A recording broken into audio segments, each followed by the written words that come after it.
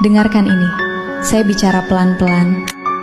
Allah lebih suka dengan tangisan para pendosa daripada seorang yang ahli ibadah tapi sombong.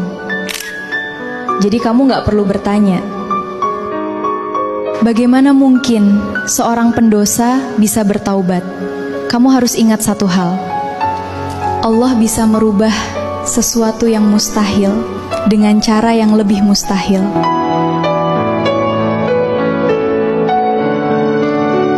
Aku tuh suka kepikiran, kenapa bisa ya ada suami yang udah kasih segalanya, yang effortnya bener-bener 100% buat istri dan anak-anaknya, malah seringnya gak dihargain. Kok bisa gitu ya? Dia udah tulus banget, segala pengorbanannya malah dipandang sebelah mata, kayak dianggap sepele aja, seolah-olah perjuangan dia itu gak ada harganya sama sekali di mata istrinya. Sedihnya tuh, dia sampai harus rendahin harga diri, berjuang sendiri buat pertahanin rumah tangga yang sebenarnya cuma dia doang yang mati-matian berjuang, seperti gak berharga kan? Tapi yang harus diketahui, tipe suami begini, sekalinya dia capek dan mutusin buat pergi, dia gak bakal pernah kembali. Udah bener-bener selesai, dia gak akan pernah mau kembali. Dan kamu bakalan susah banget buat dapetin sosok lelaki yang kayak gitu lagi. Lelaki yang sabarnya begitu itu langka banget asli. Susah nemuin yang sama, apalagi yang lebih baik. Bisa jadi Tuhan cuman kasih kita kesempatan sekali aja. Kalau kamu buang-buang gitu aja, ya jangan harap bisa dapat kesempatan yang sama lagi. Penyesalan emang selalu datang terakhir kan? Idza mata bnu Adam inqata'a amaluhu illa min thalathin. Apabila anak Adam meninggal dunia, maka terputuslah amalnya kecuali 3 perkara. Pertama, shadaqatin jariyah, yaitu sedekah jariyah. Yang kedua, au ilmin yuntafa'u bih, ilmu yang manfaat. Dan yang ketiga adalah sebagaimana disebutkan dalam hadis, awwaladin solihin yad'ulah, yaitu anak yang solih solihah, anak yang berbakti kepada kedua orang tuanya.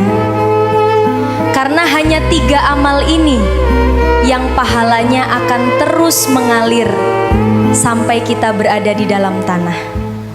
Pernah nggak kita sebagai istri sibuk menuntut suami cari rezeki lebih, tapi lupa selama ini kita sudah jadi penolong rezekinya atau justru jadi beban yang ia pikul setiap hari? Nafkah itu memang kewajiban suami, tapi Islam juga mengajarkan lihat dulu kemampuan suami. Gak semua suami itu hidupnya lapang. Di rumah dia menahan tekanan, keluar mencari nafkah dia juga memikul beban pekerjaan. Dia memilih diam agar nampak di depanmu dia baik-baik saja. Banyak suami pulang kerja capek, tekanan, khawatir karena belum bisa mencukupi keluarganya. Tapi sesampainya di rumah, yang dia temui malah tuntutan dan keluhan. Padahal bisa jadi rezeki yang terasa sempit bukan karena dia malas, tapi karena rumah itu mulai kehilangan rasa syukur. Bersyukurlah dan berdoa, karena doa tulus dari istri bisa jadi jalan dibukanya pintu rezeki suami. Kalau suamimu masih mau bekerja, masih mau berusaha, masih mau bertanggung jawab, temani dan dukung dia. Karena rumah tangga yang kuat itu gak cuma dibangun dengan uang, tapi juga dengan doa, rasa syukur, dan tutur kata yang lembut darimu. Fa'idza sa'alaka ibadi anni fa inni qarib. Allah itu dekat.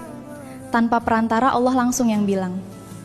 Seolah Allah mau ngasih tahu ke kita bahwa aku ini dekat. Ujibu da'watad da'i idza da'ani. Aku kabulkan doa-doa hambaku. Jadi kalau kita ngerasa, kok doa aku gak pernah terkabul ya? Itu bukan Allah gak kasih, tapi Allah tahu yang sesuai dengan kebutuhan kita. Allah gak pernah ngeskip doa hambanya, tapi Allah selalu menunda. Sampai kapan? Sampai dia siap menerimanya.